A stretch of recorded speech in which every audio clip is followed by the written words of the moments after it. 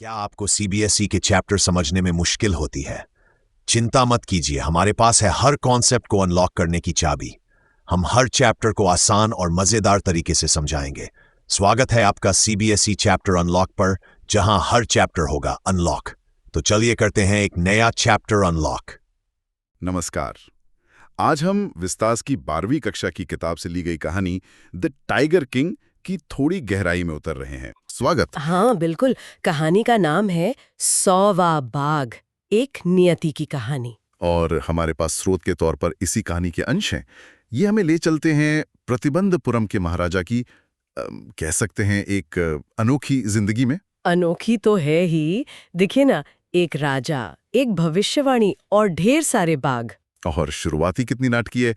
जैसे ही राजा पैदा हुए, ज्योतिषियों ने क्या कहा? उन्होंने कहा कि महाराज की मौत का कारण एक बाघ बनेगा। बाप रे! और फिर जो हुआ वो तो और भी कमाल था। 10 दिन का शिशु, वो बोला। हाँ, मतलब कौन यकीन करेगा, पर कहानी यही कहती है। शिशु ने कहा, अरे ज्योतिषियों, बाघों को सावधान रहना होगा। गजब। और यहीं से नाम पड़ गया टाइगर किंग। बिल्कुल, जैसे किस्मत को पहले ही दिन से चुनौती दे दी हो। हाँ, और ये चुनौती लगता है उनकी जिंदगी का मकसद ही बन गई। सही कहा। भले ही अंग्रेजी माहौल में पले बढ़े, नानी अंग्रेज, अंग्रेजी गाय का दूध पिया, हाँ, वो सब तामझाम। पर जैसे ही 20 साल की हुए, गद्दी संभाली, तो सबसे पहले वो भविष्यवाणी याद आई। और ठान लिया कि इसे गलत साबित करना है। बिल्कुल। और तरीका, बाघों का शिकार। पहला बाघ मारा और सीधे ज्योतिषी को बुलाया, दिखाया कि देखो। हाँ, वो आत्मविश्वास देखने लायक रहा होगा। पर ज्योतिषी भी अपनी बात पर अड़ा रहा। उसने क्या कहा? कहा कि महाराज, आप 99 मार सकते हैं, लेकिन 100वां बाघ, उससे आपको खतरा है। 100वां बाघ। और इस चेतावनी का राजा पर क्या असर हुआ? क्या वो डरे? मुझे तो लगता है डरने के बजाय उनका अहंकार और बढ़ गया। उन्होंने फौरन ऐलान कर दिया कि राज्य में कोई और बाघ नहीं मारेगा, सिर्फ राजा। क्या बात है!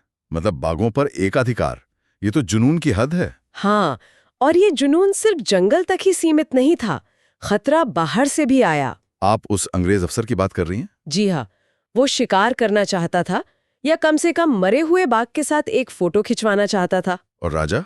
उन्होंने साफ मना कर दिया। बिल्कुल, बोले शिकार की इजाजत तो दूर, फोटो भी नहीं। सोचिए, जरा सी बात पर अपनी गद्दी खतरे में डाल दे। ये तो जिद थी, शिकार से ज्यादा शायद अपनी बात रखने की जिद। सही। और फिर गद्दी बचाने के लिए वो दीवान की तरकीब, 50 हीरे की अंगूठियां। हाँ, अफसर की पत्नी को भेजिए, और वो भी कम नहीं थी, उन्होंने सारी रख ली। 3 लाख का चूना लगा, पर राजा की जिद पूरी हुई, गद्दी बची और शिकार जारी रहा। तो शिकार चलता रहा। 10 साल में 70 बाघ। हाँ, 70। लेकिन फिर एक दिक्कत आई। क्या? राज्य में बाघ कम होने लगे, अब राजा क्या करे? तब उन्होंने वो मशहूर फैसला लिया, शादी करने का। हाँ, लेकिन शर्त ये कि लड़की ऐसे राजघराने की हो जिसके राज्य में बाघों की संख्या अच्छी खासी हो। मतलब शादी भी बाघों के शिकार के लिए। कमाल है। जुनून कहिए या सनक, खैर तरकीब काम आई। जब भी ससुराल जाते 5-6 बाघ मार आते। और ऐसे करते करते गिनती पहुंच गई 99 तक, बस एक बाकी, 100वां बाघ। वही एक जिसकी भविष्यवाणी थी, लेकिन वो मिल नहीं रहा था। हाँ, राजा की बेचैनी बढ़ने लगी। रात दिन जंगल में डेरा, पर बाघ नदारद। फिर वो भेड़ें गायब होने वाली खबर आई। हाँ, एक गांव से। राजा को लगा चलो मिल गया 100वां बाघ, फौरन वहां पहुंचे। पर वहां भी कुछ नहीं मिला। नहीं, और राजा का गुस्सा 7वें आसमान पर। गुस्से में लगान दोगुना करने की धमकी दे डाली, कई अफसरों की नौकरी ले ली। अपनी जिद के लिए प्रजा पर जुल्म। बिल्कुल। अब दीवान डर गया। उसे लगा राजा का गुस्सा कहीं उस पर न निकल जाए। तो उसने क्या किया?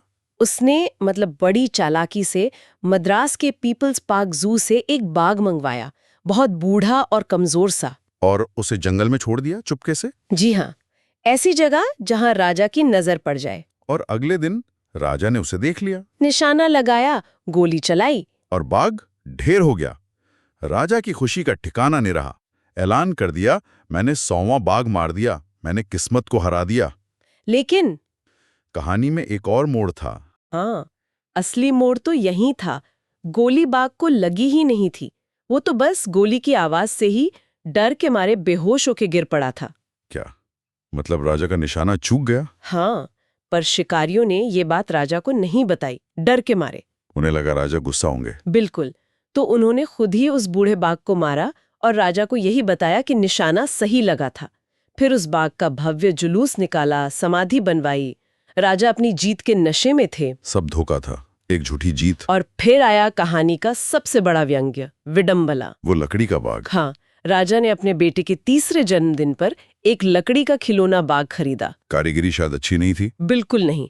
उसकी सतह खुरदरी थी और लकड़ी की एक छोटी सी फांस राजा के दाहिने हाथ में चुभ गई। एक मामूली सी फांस। हाँ, पर अगले दिन उसमें इन्फेक्शन हो गया, पूरे हाथ में जहर फैल गया। 99 असली बाघ मारने वाले राजा और एक लकड़ी के बाघ की फांस। कौन सोच सकता था। मद्रास से बड़े बड़े सर्जन बुलाए गए, ऑपरेशन हुआ। और ऑपरेशन के बाद सर्जन बाहर आए और कहा, ऑपरेशन सफल रहा, महाराजा मर गए हैं। क्या कहने।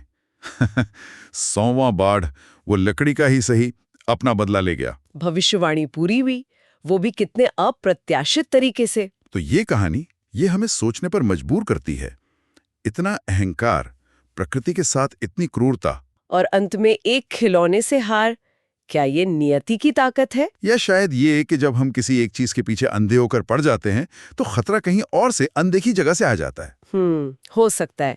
राजा बाघों पर ध्यान लगाए रहे और मौत एक फांस में छिपी थी। तो एक सवाल ये कहानी छोड़ जाती है, क्या वाकई किस्मत को बदला जा सकता है, या हमारी हर कोशिश बस हमें उसी तय अंत तक ले जाने का एक रास्ता भरे?